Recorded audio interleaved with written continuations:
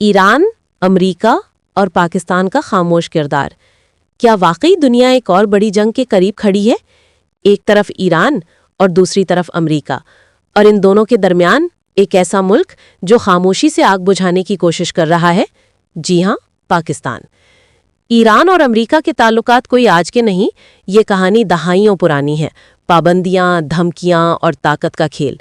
ہر بار دنیا یہی سوچتی ہے کہ شاید اب جنگ ہوگی، لیکن پھر کوئی نہ کوئی راستہ نکل آتا ہے۔ اب ایک بار پھر حالات کشیدہ ہیں، اور ایسے وقت میں پاکستان سامنے آیا ہے بطور ثالث، ایک ایسا ملک جس کے دونوں سے تعلقات ہیں اور جو خطے میں امن چاہتا ہے، نہ کہ تباہی۔ یہاں ایک نام آتا ہے عمران خان۔ جب وہ اقتدار میں تھے، انہوں نے بار بار کہا، جنگ مسئلہ حل نہیں کرتی، بات چیت ہی واحد راستہ ہے۔ انہوں نے ایران اور سعودی عرب کے درمیان بھی ثالثی کی کوشش کی، اور یہی سوچ آج بھی پاکستان کی پالیسی میں کہیں نہ کہیں نظر آتی ہے۔ لیکن سوال یہ ہے، کیا واقعی پاکستان اس بڑی آگ کو روک سکتا ہے، یا یہ صرف ایک کوشش ہے جو عالمی طاقتوں کے سامنے کمزور پڑ جائے گی؟